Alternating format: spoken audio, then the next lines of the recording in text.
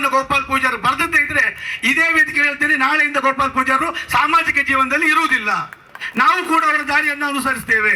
ಇಲ್ಲ, ಎಲ್ಲಾದ್ರೂ ಗೋಪಾಲ್ ಪೂಜಾರ ಪತ್ರವನ್ನು ತಾವು ಓದುವಾಗ ಗೊತ್ತಾಗ್ತದೆ ಸಿದ್ದಾಪುರ ಏತ ನೀರಾವರಿ ಏನಾಗ್ತದೆ, ಅದರ ಸಾಧಕ ಬಾಧಕಗಳ ಬಗ್ಗೆ ಕುರಿತು ಚರ್ಚೆ ಮಾಡಿ, ಅದೇನು ಹೊಳೆಶಂಕರನಾರಾಯಣ ದೇವಸ್ಥಾನದ ಉದ್ಭವಲಿಂಗ ಇದೆ ಅದಕ್ಕೆ ತೊಂದರೆ ಆಗಬಾರ್ದು, ಜಲಚರ ಜನರಿಗೆ ತೊಂದರೆ ಆಗಬಾರ್ದು. ಅದೇ ರೀತಿಯಲ್ಲಿ ಸಿದ್ದಾಪುರ ಏತ ನೀರಾವರಿಯ ಏನು ಆ ನೀರಾವರಿಯ ಫಲಾನುಭವಿಗಳಿದ್ದಾರೆ ಅವರಿಗೆ ನೀರನ್ನು ಕೂಡ ಕೊಡಬೇಕು ಎನ್ನುವುದನ್ನು ಆ ಪತ್ರದಲ್ಲಿ ಬರೆದಿದ್ದಾರೆ. ಬಿಟ್ಟರೆ ಎಲ್ಲೂ ಕೂಡ ಗೋಪಾಲ್ ಪೂಜಾರು ನೀರು ಕೊಡಬೇಡಿ ಅಂತ ಎಲ್ಲೂ ಕೂಡ ಹೇಳಲಿಲ್ಲ. ಯಾರೋ ಆಗದವರು, ಶಾಲೆ ಹೋಗದೆ ಇದ್ದವರು, ಏನು ಜ್ಞಾನ ಇಲ್ದಿದ್ದವರು ಇವತ್ತು ಅಪಪ್ರಚಾರವನ್ನು ಮಾಡ್ತಾ ಇದ್ದಾರೆ. ನಿಮಗೆ ನಾನು ಕೇಳ್ತೇನೆ, ನಾವು ಈ ಒಂದು ಸವಾಲು ಹಾಕಿದ್ದೇವೆ, ಆ ಪತ್ರದಲ್ಲಿ ಎಲ್ಲಾದ್ರೂ ಅದು ಇಲ್ಲ ಅಂತ ಹೇಳಿ ಆದ್ರೆ ನೀವು ನಿಮ್ಮ ರಾಜಕೀಯ ಜೀವನವನ್ನು ಬಿಡ್ಲಿಕ್ಕೆ, ನಿಮ್ಮ ಸಾಮಾಜಿಕ ಜೀವನವನ್ನು ಬಿಡ್ಲಿಕ್ಕೆ ತಯಾರಿದ್ದೀರಾ ಎನ್ನುವುದನ್ನು ಕೂಡ ತಾವು ಸ್ಪಷ್ಟಪಡಿಸಬೇಕು. ಯಾಕಂತ ಹೇಳಿದ್ರೆ ಮಾತಾಡ್ಲಿಕ್ಕೆ ತುಂಬಾ ಬರ್ತದೆ. ಇವತ್ತು ಗೋಪಾಲ್ ಪೂಜಾರ ಬಗ್ಗೆ ಟೀಕೆ ಇದೆ, ಈಗಾಗಲೇ ಸಂತೋಷ್ ಅಣ್ಣ ಹೇಳಿದ್ರು, ನನ್ನ ಬಗ್ಗೆ ಕೂಡ ಮೊನ್ನೆ ಯಾರೋ ಹೇಳಿದ್ರಂತೆ. ಇವತ್ತು ಏನು ಸಿದ್ದಾಪುರ ಏತ ನೀರಾವರಿ ಬಗ್ಗೆ ಪ್ರಥಮತ ಒಂದು ಹೋರಾಟಗಳು ಪ್ರಾರಂಭವಾದಾಗ ನಾವು ಹಿಂದೆ ರೈತ ಸಂಘ, ಉಡುಪಿ ಜಿಲ್ಲಾ ರೈತ ಸಂಘದಲ್ಲಿತ್ತು, ನಾವೀಗ ಕುಂದಾಪುರ ತಾಲೂಕು ರೈತ ಸಂಘ ಅಂತ ಮಾಡ್ಕೊಂಡಿದ್ದೇವೆ. ನಾನು ನಿರಂತರವಾಗಿ ಈ ಜಿಲ್ಲೆಯ ಈ ತಾಲೂಕಿನ ಎಲ್ಲ ಸಮಸ್ಯೆಗಳ ಬಗ್ಗೆ ಪತ್ರಿಕೆ ಹೇಳಿಕೆಯನ್ನು ಕೊಡ್ತೇನೆ. ವಿಜಯ ಕರ್ನಾಟಕದಲ್ಲಿ ಪ್ರಥಮ ಬಾರಿಗೆ ಜಾನ್ ರನ್ ವರದಿಯನ್ನು ಮಾಡ್ತಾರೆ. ಏನು ಅಂತೇಳಿ ಹೇಳಿದ್ರೆ, ವಾರಾಯಿ ಏನು ಯೋಜನೆ ಹೋರಿಯಂಪೆ ಡ್ಯಾಮ್ ಅನ್ನು ಉಳಿಸಿ ಅಂತೇಳಿ ಹೇಳಿ ನನ್ನ ಒಂದು ಸ್ಟೇಟ್ಮೆಂಟ್ ಅನ್ನು ಹಾಕ್ತಾರೆ. ಇವತ್ತು ಅಲ್ಲಿ ಮನೆ ಬಂದಂತೆ ವಾರಾಯಿ ಹೋರಿಯಂಪೆ ಡ್ಯಾಮ್ ನ ಮೇಲ್ಭಾಗದಲ್ಲಿ ಅಗಿತಾ ಇದ್ದಾರೆ, ಬ್ಲಾಸ್ಟ್ ಮಾಡ್ತಾ ಇದ್ದಾರೆ. ಆ ಡ್ಯಾಮ್ 100ಕ್ಕೆ 100 ಅದು ಏನು ನೀರ್ಪಾಲಾಗಿ ಡ್ಯಾಮ್ ಒಡೆದು ಹೋಗ್ತಾರೆ ಅಂತೇಳಿ ಹೇಳಿ. ಡ್ಯಾಮ್ ಒಡೆದೋಯ್ತು ಅಂತ ಹೇಳಿದ್ರೆ ಹೆಚ್ಚು ಕಮ್ಮಿ ಅರಬ್ಬಿ ಸಮುದ್ರಕ್ಕೆ ನಾವೆಲ್ಲ ಹೊಡ್ಕೊಂಡು ಹೋಗ್ತೇವೆ ಬಂಧುಗಳೇ. ಆದ್ರೆ ನಮ್ಮ ಬಗ್ಗೆ ಟೀಕೆ ಮಾಡ್ತಾರೆ ಅಂತ ಒಂದು ಗ್ರೂಪ್ ನಲ್ಲಿ ಗೋಪಾಲ್ ಪೂಜಾರು ಜೀಶಂಕರ್ ಹತ್ರ ಹಣ ತಗೊಂಡಿದ್ದಾರೆ, ವಿಕಾಸ್ ಶೆಟ್ಟರ್ ಜೀಶಂಕರ್ ಹತ್ರ ಹಣ ತಗೊಂಡಿದ್ದಾರೆ, ಸಂತೋಷ್ ಕುಮಾರ್ ಶೆಟ್ಟರು ಡೀಲ್ ಆಗಿದ್ದಾರೆ. ನಾನೊಂದು ಮಾತನ್ನು ಹೇಳ್ತೇನೆ, ನಮ್ಮ ವಿಚಾರ ಎಲ್ಲ ಬಿಟ್ಟು ಬಿಡಿ. ಗೋಪಾಲ್ ಪೂಜಾರು ರಾಜಕೀಯಕ್ಕೆ ಬರುವಾಗ ದೊಡ್ಡ ಸಾಹುಕಾರ, ಅದೆಷ್ಟೋ ಹೋಟೆಲ್ಗಳ ಮಾಲೀಕ, ಅದೆಷ್ಟು ಸಾವಿರಾರು ದುಡಿಯುವ ಕೈಗಳಿಗೆ ಶಕ್ತಿ ಕೊಟ್ಟಂತ ಒಬ್ಬ ಸಾಹುಕಾರ ಇದ್ದಾರೆ ಗೋಪಾಲ್ ಪೂಜಾರರು. ಯಾರಿಗೆ ಕೈ ಒಟ್ಟುವಂತ ಅವಶ್ಯಕತೆ ಗೋಪಾಲ್ ಪೂಜಾರಿಗೆ ಇಲ್ಲ, ಅದನ್ನು ತಾವು ತಿಳ್ಕೊಳ್ಬೇಕು. ಯಾವತ್ತೂ ಕೂಡ ಗೋಪಾಲ್ ಪೂಜಾರದ್ದು ಗೊಡ್ಡ ಕೈ ಬಿಟ್ರೆ ಗೋಪಾಲ್ ಪೂಜಾರ ತಗೊಂಡು ಕೈ ಅಲ್ಲ. ಇವತ್ತೇನೋ ಸ್ವಲ್ಪ ಕಷ್ಟ ಆಗಿರ್ಬೋದು, 100ಕ್ಕೆ 100 ಮುಖಾಂಬಿಕೆ ಅವ್ರ ಕೈಯಲ್ಲಿ ಹಿಡಿತಾಳೆ, ಅವ್ರು ಬಂದೇ ಬರ್ತಾರೆ. ಆದ್ರೆ ಯಾವುದೇ ಗುತ್ತಿಗೆದಾರ ಪರವಾಗಿ ಗೋಪಾಲ್ ಪೂಜಾರಿಗೆ ಏನು ಅವರಿಗೆ ಮಾರಾಟ ಆಗುವಂತ ದರ್ಜಿ ಗೋಪಾಲ್ ಪೂಜಾರಿಗಿಲ್ಲ. ಸ್ಪಷ್ಟವಾಗಿ ಹೇಳ್ತೇನೆ, ಇವತ್ತು ಗೋಪಾಲ್ ಪೂಜಾರ ಬಗ್ಗೆ ನೀವು ಆಪಾದನೆ ಮಾಡ್ತಾ ಇದ್ದೀರಲ್ಲ, ತಾವು ಯಾರು ಕೂಡ ಒಳ್ಳೆಯದಾಗುದಿಲ್ಲ. ಯಾಕಂತ ಹೇಳಿದ್ರೆ ದಾನ ಧರ್ಮ ಮಾಡಿದವರಿಗೆ ಯಾವತ್ತೂ ಕೂಡ ಯಾರು ಕೇಡನ್ನ ಬಯಸಬಾರ್ದಂತೆ. ಅಂತ ಒಬ್ರು ಗೋಪಾಲ್ ಪೂಜಾರರು ಅವರು ಜನಪರವಾಗಿ ನೆಟ್ ಕೊಟ್ಟಿದ್ದಾರೆ ಬಿಟ್ಟರೆ ಮತ್ತೆ ಏನು ಸ್ವಾರ್ಥ ಇಲ್ಲ ಬಂಧುಗಳೇ. ಇವತ್ತು ನಾನು ಅವ್ರ ಪರ ನಿಂತಿದ್ದೇನೆ. ಯಾಕಂತ ಹೇಳಿದ್ರೆ ನನ್ನ ಪ್ರಕಾರ ಸಮಾಜದಲ್ಲಿ ಅದೆಷ್ಟು ಜನ ಶ್ರೀಮಂತರಿರ್ತಾರೆ ಬಂಧುಗಳೇ, ತನ್ನ ದುಡಿದ ಒಂದು ಭಾಗವನ್ನ, ಅತಿ ಹೆಚ್ಚಿನ ಪ್ರಮಾಣವನ್ನು ಕೇವಲ ತನ್ನ ಮಗುವಿನ ಬಂಧುಗಳಿಗೆ ಮಾತ್ರ ಅಲ್ಲ, ಈ ಸಮಾಜದ ಎಲ್ಲಾ ಬಂಧುಗಳಿಗೆ ನೀಡುವಂತ ದೊಡ್ಡ ಕೊಡುಗೆ ಇದ್ದಾನಿದ್ರೆ ಅದು ಜೀಶಂಕರ್ ಅಂತ ಅದಕ್ಕೆ ಮೊದಲ ಹೇಳಲಿಕ್ಕೆ ಇಷ್ಟಪಡ್ತೇನೆ. ಹಾಗಾದ್ರೆ ಹಣ ಇದ್ದವರೆಲ್ಲ ದಾನ ಮಾಡ್ಲಿ, ಧರ್ಮ ಮಾಡ್ಲಿ. ಇವತ್ತು ಯಾರೋ ನಾನು ಜೀಶಂಕರ್ ಬಗ್ಗೆ ತುಂಬಾ ಮಾತಾಡ್ಲಿಕ್ಕಿದೆ. ವಾರಾಯಿ ನೀರಾವರಿ ಯೋಜನೆ ಬಗ್ಗೆ ಸಂತೋಷ್ ಅಣ್ಣ ಹೇಳಿದ್ರು. 1979ರಲ್ಲಿ ಅಂದಿನ ಮುಖ್ಯಮಂತ್ರಿ ಆಗಿದ್ದಂತ ದಿವಂಗತ ಗುಂಡ್ರಾಯರು 2 ದೊಡ್ಡ ಯೋಜನೆಗಳಿಗೆ ಶಂಕುಸ್ಥಾಪನೆ ಮಾಡ್ತಾರೆ. ನಮ್ಮ ರಾಜೇಶ್ ಅಣ್ಣಿಗೆಲ್ಲ ಚೆನ್ನಾಗಿ ಗೊತ್ತುಂಟು, ಜಾನ್ರಿಗೆ ಗೊತ್ತುಂಟು, ಉದಯ ಎಲ್ಲರಿಗೂ ಪತ್ರಕರ್ತರಿಗೆ ಗೊತ್ತುಂಟು. ಗುಂಡೂರಾಯರು ಒಂದು ಬ್ರಹ್ಮಾವರ ಸಕ್ಕರೆ ಕಾರ್ಖಾನೆ ಏನು ಅವಿಭಜಿತ ದಕ್ಷಿಣ ಕನ್ನಡ ಜಿಲ್ಲೆ ಆಗಿತ್ತು, ಉಡುಪಿ ಜಿಲ್ಲೆ ಆಗಲಿಲ್ಲ. ದಕ್ಷಿಣ ಕನ್ನಡ ಸಹಕಾರಿ ಸಕ್ಕರೆ ಕಾರ್ಖಾನೆ ಈ ರಾಜ್ಯದಲ್ಲಿ ಒಂದು ವಿಶೇಷ ಸಹಕಾರಿ ಕಾರ್ಖಾನೆ. ಅದಕ್ಕೆ ನೀರಾವರಿಗೆ ಪೂರಕವಾಗಿ ಏನು ಇದು ವಾರಾಯಿ ನೀರಾವರಿ ಯೋಜನೆ, ಸುಮಾರು 18,000 ಹೆಕ್ಟೇರ್ ಕೃಷಿ ಭೂಮಿಗೆ ನೀರಿಳಿಸುವಂತ ಯೋಜನೆ. ಈ 2 ಯೋಜನೆಗಳಿಗೆ ಒಂದೇ ದಿನ ಶಂಕುಸ್ಥಾಪನೆ ಮಾಡ್ತಾರೆ 79ರಲ್ಲಿ. ತಾವೆಲ್ಲ ತಿಳ್ಕೊಳ್ಬೇಕು. ತದನಂತರ ಸಕ್ಕರೆ ಕಾರ್ಖಾನೆ ಪ್ರಾರಂಭ ಆಯಿತು, ಲಾಭವನ್ನು ಕಾಣಲೇ ಇಲ್ಲ, ಸಕ್ಕರೆ ಕಾರ್ಖಾನೆ ಮುಚ್ಚಿ ಹೋಯಿತು. ಸಕ್ಕರೆ ಕಾರ್ಖಾನೆಗೆ ಪೂರಕವಾದಂತ 9 ಕೋಟಿ ಅಂದಾಜು ಮೊತ್ತಕ್ಕೆ ಪ್ರಾರಂಭವಾದಂತ ಏನು ಯೋಜನೆ ಹೆಚ್ಚು ಕಡಿಮೆ ಇವತ್ತು 1,500 ಕೋಟಿ ಆದ್ರೂ ಕೂಡ ಒಂದು 30% ಇನ್ನು ಕಾಮಗಾರಿ ಮುಕ್ತಾಯ ಆಗಲಿಲ್ಲ. ಅದಕ್ಕೆ ಹಲವಾರು ಕಾರಣಗಳಿರ್ಬೋದು. ನಾನು ಅದಕ್ಕೆ ಹೇಳ್ತೇನೆ, ಯಾರೋ ಒಬ್ಬರನ್ನು ಒಟ್ಟು ಮಾಡ್ಲಿಕ್ಕೆ ಆಗುದಿಲ್ಲ. 1979ರಿಂದ ಇಲ್ಲಿನ ತನಕ ಯಾರೆಲ್ಲ ಜನಪ್ರತಿನಿಧಿಗಳಾಗಿದ್ದಾರೆ ಎಲ್ಲರದ್ದು ವೈಫಲ್ಯ ಕೂಡ ಅದರಲ್ಲಿ ಎದ್ದು ಕಾಣ್ತಾರೆ. ಯಾರು ಒಬ್ಬರು ಟೀಕೆ ಮಾಡಿ ಪ್ರಯೋಜನ ಇಲ್ಲ, ಎಲ್ಲರದ್ದು ವೈಫಲ್ಯ ಎದ್ದು ಕಾಣ್ತದೆ. ಆದ್ರೆ ನೀರು ಕೊಡ್ಲಿಕ್ಕೆ ಸಾಧ್ಯ ಆಗಲಿಲ್ಲ. ಆದ್ರೆ ಹಂತವಾಗಿ ಕಾಮಗಾರಿಗಳು ನಡೀತಾ ಬಂದಾಗ ಮೊನ್ನೆ ಯಾರೋ ಒಬ್ರು 2015ರ ಧರಣಿಯ ಬಗ್ಗೆ ಮಾತಾಡ್ತಾ ಹೇಳಿದ್ರು, ಧರಣಿ ಹಾಗಾಯ್ತು, ಧರಣಿ ಹೀಗಾಯ್ತು, ನಾವು ಕೂತ್ಕೊಳ್ತು ಅಂತ ಹೇಳಿ. ನಾನು ಇವತ್ತು ಈ ವೇದಿಕೆ ಮೇಲೆ ಸ್ಪಷ್ಟಪಡಿಸ್ತೇನೆ, ನಾವು ಯಾವ ರೈತ ಸಂಘವನ್ನು ಟೀಕೆ ಮಾಡೋದಿಲ್ಲ, ಯಾರ ಇದಲ್ಲ. ವಿನಯ್ ಕುಮಾರ್ ಸರ್ಕಿ ಅವರು ತಾವು ತಿಳ್ಕೊಳ್ಬೇಕು, ವಿನಯ್ ಕುಮಾರ್ ಸರ್ಕಿ ಅವರು ಒಂದಿನ ಉಸ್ತುವಾರಿ ಮಿನಿಸ್ಟರ್ ಆಗಿದ್ರು. ನಾನು ಮತ್ತೆ ಬಲ್ಲಾಡಿ ಸಂತೋಷ್ ಶೆಟ್ಟರು ಅವ್ರದ್ದೊಂದು ಜನಸಂಪರ್ಕ ಸಭೆ, ಪ್ರತಿ ತಿಂಗಳಿಗೆ ಒಂದು ಜನಸಂಪರ್ಕ ಕಡೆ ಒಂದೊಂದು ವಿಧಾನಸಭಾ ಕ್ಷೇತ್ರದಲ್ಲಿ ಕರೀತಾ ಇದ್ರು.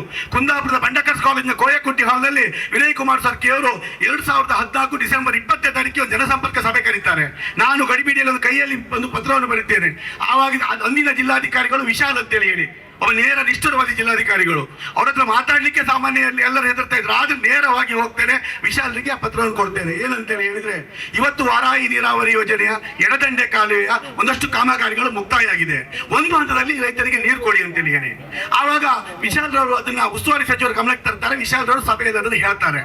ಆವಾಗ ನಾನು ತುಂಬಾ ಚರ್ಚೆ ಆಗ್ತೇನೆ. ನಾನು ಸಂತೋಷ್ ಕುಮಾರ್ ಶೆಟ್ಟರು ನಾನು ಸ್ವಲ್ಪ ಆವೇಶಕ್ಕೆ ಹೋಗ್ತೇನೆ, ತುಂಬಾ ಮಾತಾಡ್ತೇನೆ. ಸರ್ಕಾರ ನಮ್ಮದೇ ಪಕ್ಷವರಾದ್ರೂ ಕೂಡ ಮುಜುಗರ ಕೂಡ ಆಗ್ತದೆ. ಆವಾಗ ವಿನಯ್ ಕುಮಾರ್ ಸರ್ಕಾರ ಮಾತಾಡ್ತಾರೆ. ಏನು ಅಂತೇಳಿ ಹೇಳಿದ್ರೆ, ನಾವು ನೀರು ಕೊಡ್ತೇವೆ ಅಂತೇಳಿ ಹೇಳಿ. ನಾನು ಕೇಳ್ತೀನಿ, ಯಾವಾಗ ನೀರು ಕೊಡ್ತೀರಿ? ಡಿಸೆಂಬರ್ 25 ತಾರೀಕಿನೊಳಗೆ ಮೊದಲ ಹಂತದಲ್ಲಿ ನೀರು ಕೊಡ್ತೇವೆ ಅಂತ ಹೇಳಿ. ನಾನು ಹೇಳ್ತೇನೆ, ಎಲ್ಲರೂ ನೀರು ಕೊಡದೇ ಇದ್ರೆ ನಿಮ್ಗೆ ಖುಷಿ ಕೊಟ್ಟದ್ದು ಮಾಡಿ. ನಾನು ಹೇಳ್ತೇನೆ, ಡಿಸೆಂಬರ್ 31ನೇ ತಾರೀಕು 2014 ನಿಮ್ಗೆ ನೀರು ಕೊಡ್ಲಿಕ್ಕೆ ಸಾಧ್ಯ ಇಲ್ಲದೆ ಇದ್ರೆ ಡಿಸೆಂಬರ್ 2015 ಜನವರಿ 1ನೇ ತಾರೀಕಿಗೆ ನಾವು ಧರಣಿ ಕೂತ್ಕೊಳ್ತೇವೆ ಅಂತೇಳಿ ಹೇಳಿ. 22 ನೀರು ಕೊಡ್ಲಿಕ್ಕಾಗಲಿಲ್ಲ ಬಂಧುಗಳೇ. ಆವಾಗ ಜನವರಿ 1ನೇ ತಾರೀಕಿಗೆ ನಾವು ಧರಣಿ ಕೂತ್ಕೊಳ್ತೇವೆ. 16 ದಿನ ಅಹೋರಾತ್ರಿ ಧರಣಿಯಲ್ಲಿ 16 ದಿನ ರಾತ್ರಿ ಮಲಗ್ತಂತ ಒಬ್ಬ ವ್ಯಕ್ತಿ ಇದ್ರೆ ಅದು ವಿಕಾಸ್ ಹೆಗಡೆ ಅಂತ ಹೆಮ್ಮೆ ಅಂತ ಹೇಳ್ತೇನೆ. ತುಂಬಾ ಜನ ಮಲಗಿದ್ದಾರೆ, ನಮ್ಗೆ ಸಾಥ್ ಕೊಟ್ಟಿದ್ದಾರೆ. 16 ದಿನ ಮಲಗ್ತಾರೆ, ಯಾರು ಇಲ್ಲ. ನಾನು ಬಿಟ್ರೆ ಇಲ್ಲಿ ಇರ್ಬೋದು ಬಾಲಚಂದ್ರ ಕೋಲಾರೊಬ್ಬರು ನನ್ನ ಜೊತೆ 16 ದಿನ ಮಲಗಿದ್ರು. ಆವಾಗ ನನಗೆ ಇವತ್ತು ತುಂಬಾ ಬೇಸರ ಇದೆ. ಆವಾಗ ಸ್ವಲ್ಪ ತೀಶಂಕರ್ ನಾವು ವಿರೋಧವನ್ನು ಕೂಡ ಮಾಡಿದ್ದು. ವೈಯಕ್ತಿಕವಾಗಿ ನಾನು ತುಂಬಾ ವಿರೋಧ ಮಾಡಿದ್ದೆ. ಆ ಕಾರಣಗಳು ಹಲವಾರಿದೆ. ಆದ್ರೆ ಅಂದಿನ ವಿರೋಧಕ್ಕೆ ನಾನು ಇವತ್ತು ಅವ್ರ ಹತ್ರ ಬಹಿರಂಗವಾಗಿ ಕ್ಷಮೆ ಕೂಡ ಕೊಡ್ಲಿಕ್ಕೆ ಇಷ್ಟಪಡ್ತಾ ಇದ್ದೇನೆ. ಯಾಕಂತ ಹೇಳಿದ್ರೆ ಸಣ್ಣ ಚಿಕ್ಕ ಪ್ರಾಯ ಇರ್ಬೋದು, ಬೇರೆ ಬೇರೆ ಕಾರಣಗಳಿಂದಾಗಿ ಅಂದಿನ ವಿಚಾರಗಳಲ್ಲಿ ನಾವು ಸ್ವಲ್ಪ ವಿರೋಧವನ್ನು ಮಾಡಿತ್ತು. ಅದು ಏನೇ ಇರಲಿ, ಇವತ್ತು ವಾರಾಹಿಯಲ್ಲಿ ಒಂದು ಹಂತದಲ್ಲಿ ಏನು ಮಾರ್ಚ್ ತಿಂಗಳಿಗೆ ಸನ್ಮಾನ್ಯ ಗೋಪಾಲ್ ಪೂಜಾರರು, ಆಸ್ಕರ್ ಫರ್ನಾಂಡಿಸ್ ಇವರೆಲ್ಲ ಶ್ರಮದಿಂದಾಗಿ 4 ಜನ ಕ್ಯಾಬಿನೆಟ್ ಮಿನಿಸ್ಟರ್ ನಮ್ಮ ಧರಣಿ ಚಾಪರಕ್ಕೆ ಬಂದು ಸುಮಾರು 4,000 ಹೆಕ್ಟೇರ್ ಕೃಷಿ ಭೂಮಿಗೆ ಈ ಎಡದಂಡೆಯ ಕಾಲುವೆಯಲ್ಲಿ ನೀರು ಹರಿಲಿಕ್ಕೆ ನಾವು ಕೂಡ ಕಾರಣ ಅಂತ ಹೇಳಿ ಈ ವೇದಿಕೆ ಮೊದಲು ಹೇಳಲಿಕ್ಕೆ ಇಷ್ಟಪಡ್ತಾ ಇದ್ದೇನೆ ಬಂಧುಗಳೇ. ತದನಂತರ ವಾರಾಹಿಯ ಏನ್ ಕೇಳ್ತಾರೆ, ಫಾರೆಸ್ಟ್ ಕ್ಲಿಯರೆನ್ಸ್ ನ ಅಗತ್ಯತೆ ಇದೆಯಾ, ಅರಣ್ಯ ಇಲಾಖೆಯಿಂದ ಅನುಮತಿ ಬೇಕಾ? ವಾರಾಹಿ ನೀರಾವರಿ ಇಲಾಖೆ ಅಧಿಕಾರಿಗಳು ಉತ್ತರ ಕೊಡ್ತಾರೆ, ಸಿದ್ದಾಪ್ರಯತ ನೀರಾವರಿಗೆ ಫಾರೆಸ್ಟ್ ಕ್ಲಿಯರೆನ್ಸ್ ಯಾವುದೇ ಅಗತ್ಯತೆ ಇಲ್ಲ, ನೀರಾವರಿ ಯೋಜನೆಗಳಿಗೆ ನಾವು ಅರಣ್ಯ ಇಲಾಖೆ ಅನುಮತಿ ಪಡೆಯುವುದಿಲ್ಲ ಅಂತೇಳಿ ಹೇಳಿ. ಹಾಗಾದ್ರೆ ನನ್ನ ಪ್ರಶ್ನೆ, ನೀವು ಹೇಳ್ತಾ ಇರೋದೇ ಅಲ್ಲ, ಈಗ ಕೆಳಗಡೆ ಮಾಡ್ಲಿಕ್ಕೆ 600 ಮೀಟರ್ ಏನು ಹೊಳೆಶಂಕರನಾಥ ದೇವಸ್ಥಾನದಿಂದ ಕೆಳಗಡೆ ಮಾಡಿದ್ರೆ ಅದು ಫಾರೆಸ್ಟ್ ಕ್ಲಿಯರೆನ್ಸ್ ಪ್ರಾಬ್ಲಮ್ ಆಗ್ತದೆ. ಹಾಗಾದ್ರೆ ಮೇಲೆ ಇಲ್ಲದಂತ ಫಾರೆಸ್ಟ್ ಕ್ಲಿಯರೆನ್ಸ್ ಕೆಳಗೆ ಹೇಗೆ ಬರ್ತದೆ? ನನ್ನ ಪ್ರಶ್ನೆ ಅದೇ. ಮೇಲೆ ಅವರಿಗೆ ಫಾರೆಸ್ಟ್ ಕ್ಲಿಯರೆನ್ಸ್ ಅಗತ್ಯ ಇಲ್ಲ ಅಲ್ಲ, ಕೆಳಗೂ ಕೂಡ ಮಾಡೋದಾದ್ರೆ ಹಾಗಾದ್ರೆ ಫಾರೆಸ್ಟ್ ಕ್ಲಿಯರೆನ್ಸ್ ಅಗತ್ಯತೆ ಇಲ್ಲ. ನಮ್ಮ ಉದ್ದೇಶ ಇಷ್ಟೇ, ಯಾವುದೇ ಕಾರಣಕ್ಕೂ ಹೊಳೆಶಂಕರನಾಥದಲ್ಲಿರುವಂತಹ ಹೋಡಿಯಪೇಟೆಯಲ್ಲಿ ನೀರನ್ನು ಎತ್ತಬಾರದು. ಹೊಳೆಶಂಕರನಾಥದ ದೇವಸ್ಥಾನದ ಕೆಳಗಡೆ 700 ಮೀಟರ್ ಪಕ್ಕದಲ್ಲೇ ಜಾಕ್ವೆಲ್ ಅನ್ನು ಮಾಡಿ ಅದರ ಮೂಲಕ ಸಿದ್ದಾಪ್ರಯತ ನೀರಾವರಿಯನ್ನು ಮಾಡಬೇಕೆನ್ನುವುದನ್ನ ಈ ಒಂದು ವೇದಿಕೆ ಮೂಲಕ ನಾನು ತಿಳಿಸಲಿಕ್ಕೆ ಇಷ್ಟಪಡ್ತೇನೆ. ಯಾಕೆ ಮಾಡ್ಲಿಕ್ಕೆ ಆಗುದಿಲ್ಲ? ಇವತ್ತು ಕುಂದಾಪುರಕ್ಕೆ ಜಾಕ್ವೆಲ್ ಮೂಲಕ ನೀರು ಹೋಗ್ತಾರೆ. ಇವತ್ತು ಉಡುಪಿಗೆ ಅವ್ರ ಕ್ಷೇತ್ರ ಜನತೆ ಬಿಟ್ಟರೆ ಬೇರೆ ಏನೋ ದೊಡ್ಡ ಸಾಧನೆ ಮಾಡಿ ಏನ್ ಮಾಡಿದ್ದೇನು ಇಲ್ಲಲ್ಲ. ತಂದು ಈ ಕ್ಷೇತ್ರ ಉದ್ಧಾರ ಆಗ್ಲಿ, ಅಭಿವೃದ್ಧಿ ಆಗ್ಲಿ.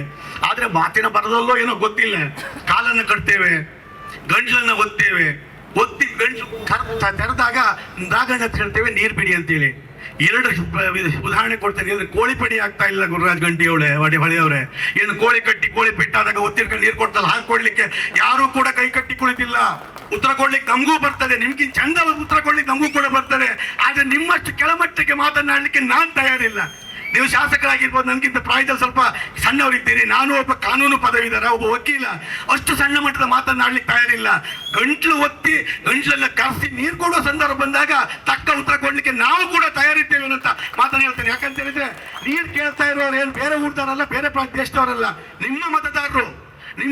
ಇವತ್ತೇನು ಸಿದ್ದಾಪುರದಲ್ಲಿ ಹೋಗಿ ಉತ್ತುತ್ತ ಭಾಷಣ ಮಾಡ್ತೀರಲ್ಲ, ಕೆಳಗಡೆ ಕೂಡ ನಿಮ್ದೇ ಕ್ಷೇತ್ರ. ಈ ಹೊಳೆಶಂಕರನಾಥ ಯಾವ ಕ್ಷೇತ್ರ, ಅಂಪಾರ್ ಯಾವ ಕ್ಷೇತ್ರ, ತಾವಡಾಡಿ ಯಾವ ಕ್ಷೇತ್ರ, ಹಳ್ನಾಡು ಯಾವ ಕ್ಷೇತ್ರ, ಕಳ್ಳೂರು ಯಾವ ಕ್ಷೇತ್ರ, ಸೌಕೂರು ಎತ್ತ ನೀರಾವರಿ ಹೋಗ್ತಾ ಇರುವಂತ ಎಲ್ಲದ ಯಾವ ಕ್ಷೇತ್ರ? ಹಾಗಾಗಿ ನಿಮಗೆ ನಿಮ್ಮ ಕ್ಷೇತ್ರದ ಮತ ಬೇಡುವ? ಎಲ್ಲೋ ಭಾಷಣ ಸಿಕ್ತಂತೇಳಿ ಏನೆಲ್ಲ ಮಾತಾಡ್ಲಿಕ್ಕೆ, ಅದನ್ನ ಕೇಳಲಿಕ್ಕೆ ನಾವು ತಯಾರಿಲ್ಲ. ಗಂಟಿ ಹೊಳೆಯವರೇ, ಗೌರವ ಇದೆ. ನಾನು ವೈಯಕ್ತಿಕ ಟೀಕೆ ಮಾಡುವುದಿಲ್ಲ. ಯಾರೋ ಹೇಳಿದ್ರು ಆ ಉತ್ಸವ ಕೂಡ ಜಯಶಂಕರ್ ಅವರು ಪಾಪ ತುಂಬಾ ಸಹಾಯ ಮಾಡಿದ್ದಾರೆ ಅಂತ ಹೇಳಿ, ನಂಗೆ ಗೊತ್ತಿಲ್ಲ.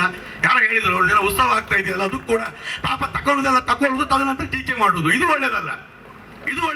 ಇವತ್ತು ನಾನು ಸ್ಪಷ್ಟವಾಗಿ ಹೇಳ್ತೇನೆ, ನಾನು 10 ರೂಪಾಯಿ ಯಾರ ಹತ್ರ ಕೂಡ ಮುಟ್ಲಿಲ್ಲ. ಮುಟ್ತಾ ಇರ್ಲಿಕ್ಕೋಸ್ಕರ ಇಷ್ಟು ಪ್ರಾಮಾಣಿಕವಾಗಿ ಮಾತಾಡುವಂತ ಧೈರ್ಯ ನಂಗೆ ದೇವರು ಕೊಟ್ಟಿದ್ದಾನೆ. ನಾಳೆ ಕೂಡ ತಪ್ಪಂತಾನೆ ಸರಿ ಅಂತೇನೆ. ಇವತ್ತು ಸತ್ಯಕ್ಕೆ ಸರಿಯಾಗಿ ಬೇಸರ ಇದೆ ಜಯಶಂಕರ್ ಬಗ್ಗೆ. ಒಂದು ವಿರೋಧ ಮಾಡ್ಲಿಕ್ಕೆ 100 ನಂಗೆ ಏನು ರಾಜಕೀಯ ಲಾಭ ಬೇಡ, ನಾನು ಯಾವುದೇ ಚುನಾವಣೆ ನಿಲ್ಲೋದಿಲ್ಲ, ನಂಗೆ ಯಾವುದೇ ರಾಜಕೀಯ ಲಾಭ ಬೇಡ. ಆದ್ರೆ ಸಮಾಜಮುಖಿಯಾಗಿರುವಂತಹ ವ್ಯಕ್ತಿಗಳನ್ನ ಪದೇ ಟೀಕೆ ಮಾಡುವುದನ್ನು ನಾನು ಸ್ಪಷ್ಟವಾಗಿ ವಿರೋಧಿಸ್ತೇನೆ ಬಂಧುಗಳೇ.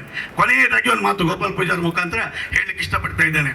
ಇದೆಲ್ಲ ಹೋರಾಟಗಳ ಮಧ್ಯೆ ಮೊನ್ನೆ ಒಂದು ಗೋಪಾಲ್ ಪೂಜಾರ್ರೆ ರಾಜ್ಯ ಸರ್ಕಾರದಿಂದ ಒಂದು ಆದೇಶ ಆಗಿದೆ. ಒಂದು ತಜ್ಞರ ತಂಡವನ್ನ ಕಳಿಸ್ತೇವೆ. ಆ ತಜ್ಞರ ತಂಡ ಅದರ ಬಗ್ಗೆ ಪುನರ್ ಪರಿಶೀಲನೆ ಮಾಡಿ, ಚರ್ಚೆ ಮಾಡಿ, ಸಮೀಕ್ಷೆ ಮಾಡಿ, ಎಲ್ಲರ ವಿಚಾರವನ್ನು ತೆಗೆದುಕೊಂಡು ತದನಂತರ ಮೇಲ್ ಮಾಡ್ಬೇಕಾ ಕೆಳ ಮಾಡ್ಬೇಕಾ ಅನ್ನೋ ಬಗ್ಗೆ ಸ್ಪಷ್ಟವಾಗಿ ಕಾಮಗಾರಿ ನಿಲ್ಲಿಸಿ ತದನಂತರ ಅವರ ವರದಿಯ ನಂತರ ಕಾಮಗಾರಿ ಪ್ರಾರಂಭ ಮಾಡ್ಬೇಕಂತೇಳಿ ಇದೆ. ನಾನು ರಾಜ್ಯ ಸರ್ಕಾರವನ್ನ, ಸಂಬಂಧಿತ ಇಲಾಖೆಯವರನ್ನ, ಎಲ್ಲರನ್ನ ಈ ವೇದಿಕೆ ಮೂಲಕ ಆಗ್ರಹ ಮಾಡ್ತೇನೆ. ಈವಾಗಲೇ ಕಾಮಗಾರಿಯನ್ನು ತಕ್ಷಣದಿಂದ ನಿಲ್ಲಿಸಲೇಬೇಕು. ಯಾವುದೇ ಕಾರಣಕ್ಕೆ ಕಾಮಗಾರಿಯನ್ನು ಮುಂದುವರಿಸಬಾರದು. ಎಲ್ಲ ಗುತ್ತಿಗೆದಾರರಿಗೆ ಲಾಭ ಆಗ್ತದೆ ಅಂತ ಹೇಳಿ ಕಾಮಗಾರಿ ಮುಂದುವರಿಸೋದನ್ನ ನಾವು ಸ್ಪಷ್ಟವಾಗಿ ವಿರೋಧಿಸಬೇಕು. ಅದರ ಜೊತೆಯಲ್ಲಿ ಈಗ ಮಾಡಿದಂತ ಕಾಮಗಾರಿಗೆ ಒಂದು ನಯಾ ಪೈಸೆ ಕೂಡ ಗುತ್ತಿಗೆದಾರರಿಗೆ ಬಿಲ್ ಅನ್ನ ಕೊಡಬಾರದು. ಅವರ ಬಿಲ್ ಅನ್ನು ತಡೆ ಹಿಡಿಬೇಕು. ತದನಂತರ ಅದರ ಸಾಧಕ ಬಾಧಕಗಳ ಬಗ್ಗೆ ಚರ್ಚೆ ಆಗಲಿ.